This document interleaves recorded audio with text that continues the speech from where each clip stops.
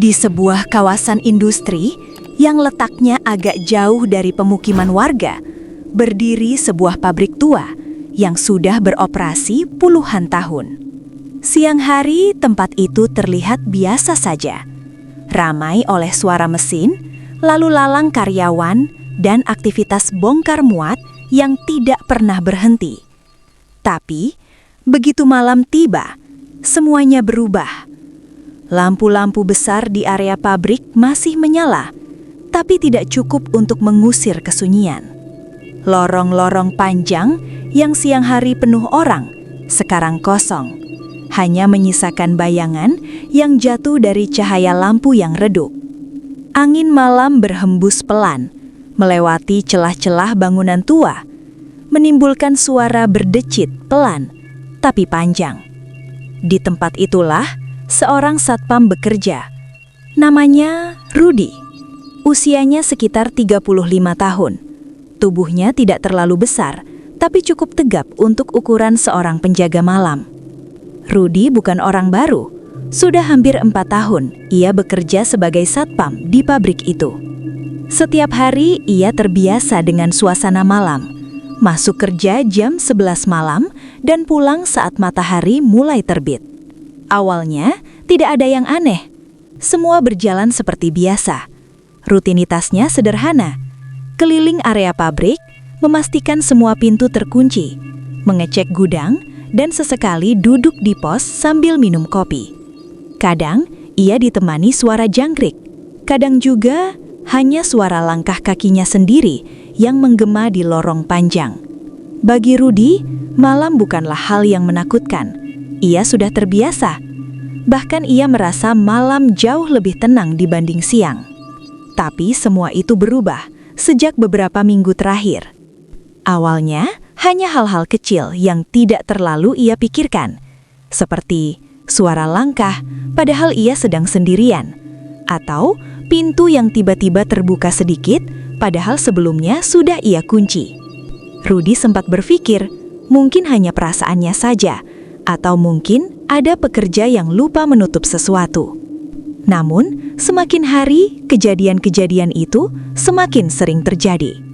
Dan malam itu, malam yang seharusnya sama seperti malam-malam sebelumnya, justru menjadi awal dari sesuatu yang tidak akan pernah ia lupakan. Malam itu, jam menunjukkan pukul 23.10. Rudy baru saja sampai di pos jaga.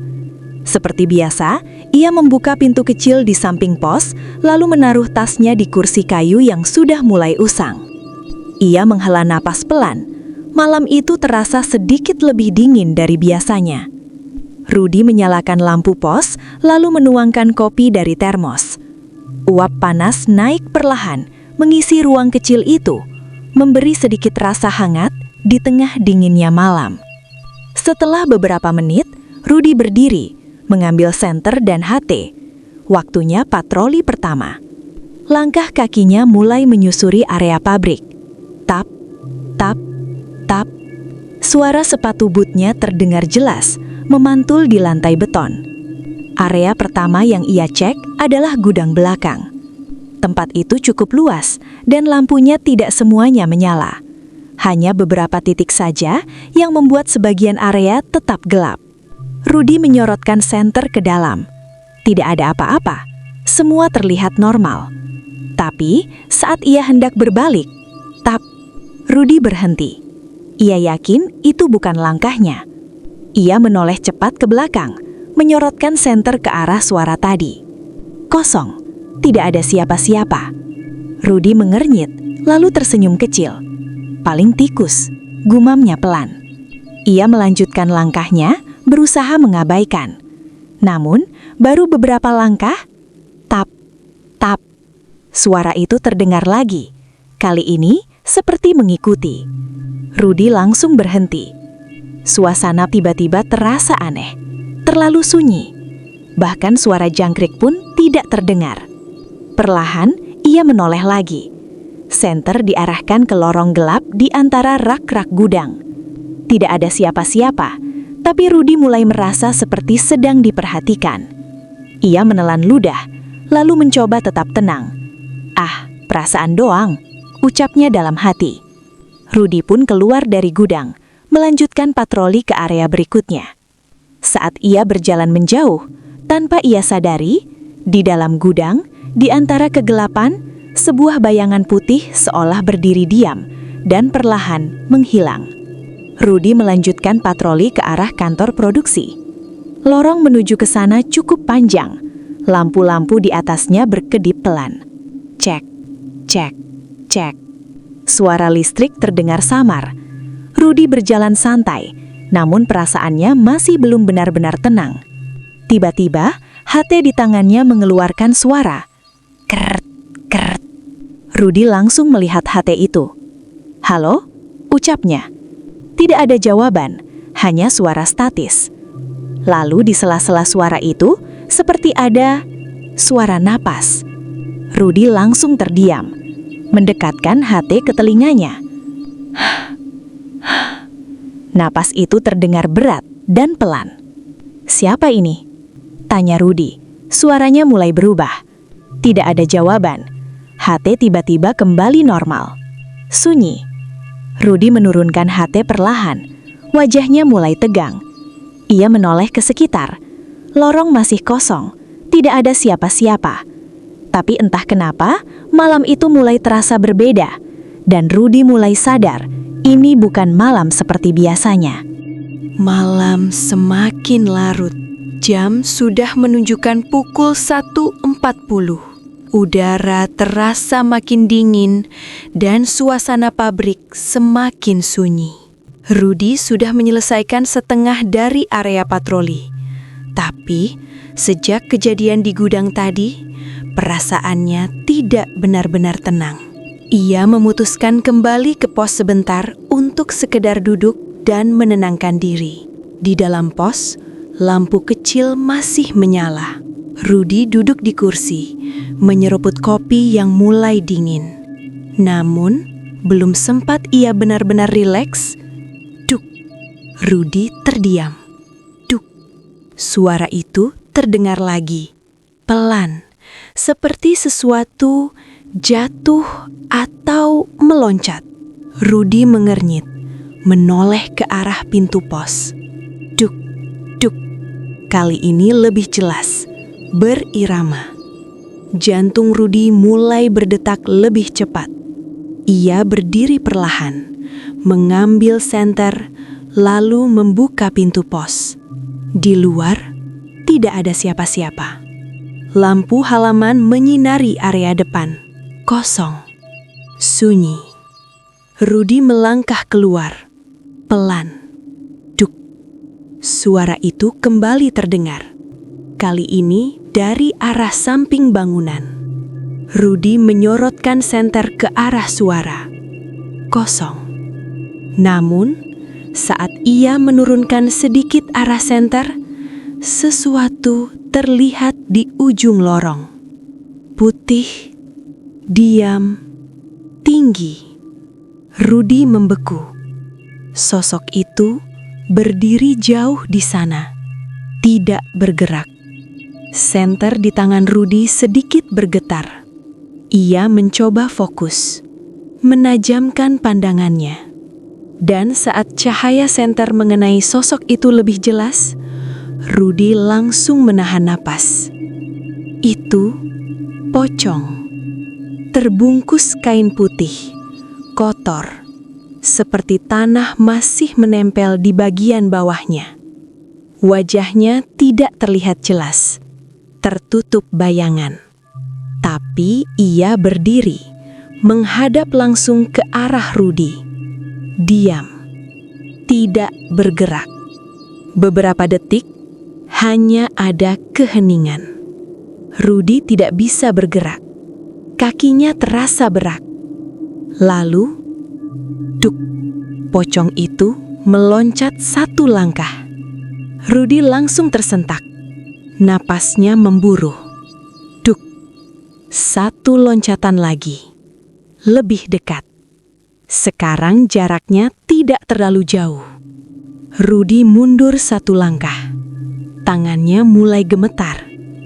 Ini apaan? bisiknya pelan. Pocong itu diam lagi, seolah menikmati ketakutan Rudi. Beberapa detik berlalu yang terasa sangat lama, dan tiba-tiba, bling, lampu di atas lorong mati sebentar. Gelap. Rudi refleks mengangkat senter. Saat cahaya kembali muncul, sosok itu hilang. Kosong. Tidak ada apa-apa. Rudi langsung menoleh ke kiri, ke kanan. Panik. Kemana? Gumamnya. Napasnya semakin tidak teratur. Ia cepat-cepat masuk kembali ke dalam pos, menutup pintu dengan keras. Tangannya gemetar. Keringat dingin mulai terasa di dahinya. Ia mencoba menenangkan Iri. Cuma halusinasi, ulangnya pelan. Namun belum sempat ia benar-benar tenang, dari atas atap pos, duk, Rudi langsung menatap ke atas. Duk, duk. Suara itu sekarang tepat di atasnya. Seperti sesuatu sedang meloncat di atas atap pos. Dan Rudi sadar, itu belum selesai. Suara dari atap masih terdengar. Duk, duk, duk. Rudi masih berdiri di dalam pos, tidak berani bergerak. Matanya menatap ke atas. Setiap suara itu terdengar, jantungnya seperti ikut meloncat. Siapa sih? Ucapnya pelan, dengan suara bergetar. Tidak ada jawaban, hanya suara itu yang perlahan berhenti. Sunyi, terlalu sunyi. Rudi menelan ludah, pelan-pelan duduk kembali di kursi, berusaha mengatur nafas. Beberapa detik berlalu, tidak ada suara, tidak ada gerakan, seolah semuanya sudah selesai. Tapi justru disitulah sesuatu yang lain mulai muncul dari arah luar pos. Hihihihihihi. Suara itu pelan, tipis, seperti suara perempuan. Rudi langsung membeku. Ia sangat yakin itu bukan suara manusia biasa. Suara itu terdengar lagi, lebih jelas. Hihihihihihi. Kali ini seperti tepat di dekat pintu. Rudi perlahan menoleh ke arah pintu pos. Tangannya mulai dingin. Siapa? Tanyanya pelan. Tidak ada jawaban. Tapi suara itu berpindah. Sekarang dari arah jendela samping. Hihihihihi. Rudi langsung menoleh cepat. Dan saat ia melihat ke arah jendela, di balik kaca, sesuatu terlihat. Rambut panjang, hitam, menjuntai, menutupi sebagian wajah. Rudi langsung berdiri, mundur satu langkah. Perlahan, sosok itu mendekat ke jendela. Wajahnya mulai terlihat, pucat, mata hitam, mulut tersenyum lebar. Itu kuntilanak. Rudi tidak bisa berkata apa-apa. Tubuhnya kaku. Kuntilanak itu menempelkan wajahnya ke kaca. Hihihihihi. Suaranya sekarang tepat di telinga Rudi. Meskipun terpisah kaca, Rudi refleks mundur lebih jauh, hampir tersandung kursi. Dan tiba-tiba, brak, jendela bergetar keras, seperti ada yang menghantam dari luar. Rudi berteriak kecil. Namun, saat ia melihat lagi ke arah jendela, sosok itu hilang, kosong, tidak ada siapa-siapa. Rudi terengah-engah, belum selesai. Dari belakangnya, hihihihihi. Suara itu sekarang dari dalam pos. Rudi perlahan menoleh ke belakang, dan di sudut ruangan, dekat pintu, sosok itu sudah berdiri di dalam. Rambutnya menutupi wajah, kepalanya sedikit miring, diam, menatap ke arah Rudi. Jaraknya hanya beberapa meter. Rudi benar-benar tidak bisa bergerak. Kuntilanak itu perlahan mengangkat kepalanya dan memperlihatkan wajahnya sepenuhnya. Lalu tersenyum, hihihihihi. Di saat yang bersamaan, dari atas atap, duk, suara pocong itu kembali terdengar. Rudi sadar, dia tidak hanya menghadapi satu, tapi dua. Dan malam itu baru saja dimulai. Rudi masih berdiri kaku di tengah pos jaga. Di depannya, kuntilanak itu diam, menatap. Di atas, duk, duk, suara pocong masih terdengar, seolah mengelilingi atap. Rudi mulai panik, napasnya cepat, pikirannya kosong. Ia ingin lari, tapi kakinya seperti tidak bisa digerakkan. Kuntilanak itu perlahan melangkah maju. Satu langkah, lantai kayu berbunyi pelan. Rudi mundur. Satu langkah lagi, sekarang jaraknya semakin dekat. Pergi, pergi, bisik Rudi hampir tidak terdengar. Kuntilanak itu berhenti, kepalanya miring. Lalu, hihihihihi. Tawa itu pecah, lebih keras, lebih tajam. Dan tiba-tiba, brak! Pintu pos terbuka dengan keras. Angin dingin masuk, mematikan lampu sekejap. Gelap. Rudi refleks menyalakan senter. Cahaya menyapu ruangan. Kuntilanak itu hilang. Kosong. Rudi belum sempat lega. Duk. Suara itu bukan lagi dari atap, tapi dari depan pintu. Rudi perlahan menoleh, dan di sana, di luar pos, pocong itu sudah berdiri, lebih dekat, lebih jelas. Kain kafannya kotor, terlihat basah di bagian bawah, seperti baru keluar dari tanah. Wajahnya sekarang terlihat samar, mata kosong, hitam, menatap lurus ke arah Rudi. Rudi mundur, senter di tangannya bergetar hebat. Duk, pocong itu meloncat, masuk ke dalam pos. Duk, lebih dekat. Duk, sekarang hanya beberapa langkah dari Rudi. Rudi ingin berteriak, tapi suaranya seperti tertahan. Tiba-tiba, hihihihihi. Suara kuntilanak kembali terdengar dari arah belakang. Rudi langsung menoleh, dan di sana kuntilanak itu sudah berdiri tepat di belakangnya. Jaraknya hanya sejengkal. Rudi benar-benar terjebak. Depan pocong, belakang kuntilanak. Kedua sosok itu diam, seolah sedang mempermainkan Rudi. Air mata mulai jatuh tanpa sadar, tubuhnya gemetar hebat. Tiba-tiba, HT di tangannya berbunyi sendiri. Keret, keret. Lalu suara, bukan suara manusia. Temenin kami. Rudi langsung menjatuhkan HT. Kuntilanak itu tertawa keras, pocong itu meloncat lagi. Duk, lampu kembali mati, gelap total. Hanya suara tawa dan loncatan yang memenuhi ruangan.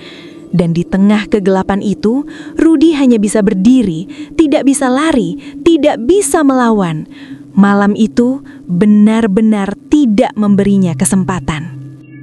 Rudi tidak tahu sudah berapa lama ia berdiri di dalam pos itu. Yang ia dengar hanya tawa dan suara loncatan yang seolah berputar di sekelilingnya. Tubuhnya lemas, pikirannya kosong, sampai akhirnya perlahan suara-suara itu menghilang. Sunyi, benar-benar sunyi.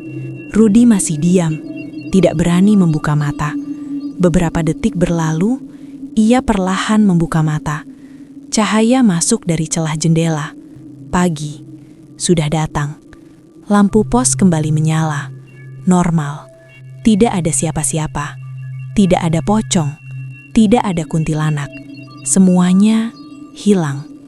Rudi masih berdiri di tempat yang sama. Wajahnya pucat. Matanya kosong. Seolah semalam mengambil sesuatu dari dirinya. Dengan langkah pelan, ia keluar dari pos. Udara pagi terasa hangat, berbanding terbalik dengan apa yang ia alami semalam. Beberapa karyawan mulai berdatangan, seperti hari biasa. Salah satu dari mereka menyapa, "Mas Rudi, belum pulang?"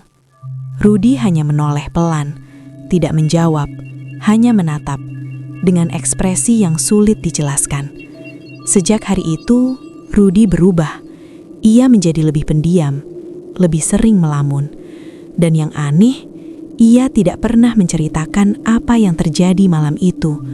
Seolah ia memilih untuk menyimpannya sendiri. Namun yang paling aneh, meskipun sudah mengalami itu semua, Rudi tetap bekerja, tetap masuk shift malam, jam 11 malam. Seolah tidak ada pilihan lain. Atau mungkin dia memang tidak bisa pergi. Dan sampai sekarang, tidak ada yang tahu apa yang sebenarnya terjadi di dalam pabrik itu saat malam kembali datang. Dan suara itu, duk, duk, duk, masih terdengar. Jadi kalau kalian pikir semua teror itu akan berhenti saat pagi datang, mungkin kalian salah. Karena tidak semua yang terlihat hilang benar-benar sudah pergi. Dan tidak semua yang selamat benar-benar masih menjadi dirinya sendiri. Rudy masih bekerja sampai sekarang. Masih menjalani shift malamnya seperti biasa. Tapi tidak ada yang tahu apa yang sebenarnya ia lihat setiap malam di dalam pabrik itu. Dan mungkin kalau suatu saat kalian berada di tempat sepi sendirian di tengah malam, lalu mendengar suara duk duk duk atau tawa pelan di belakang kalian, jangan pernah menoleh. Hehehe. Kalau kalian suka cerita seperti ini, jangan lupa like, share, dan subscribe. Dan tulis di kolom komentar ya. Atau mungkin ada di antara kalian yang pernah mengalami hal seperti ini? Coba ceritakan di komentar. Siapa tahu cerita kalian akan jadi kisah berikutnya. Sampai jumpa di cerita berikutnya.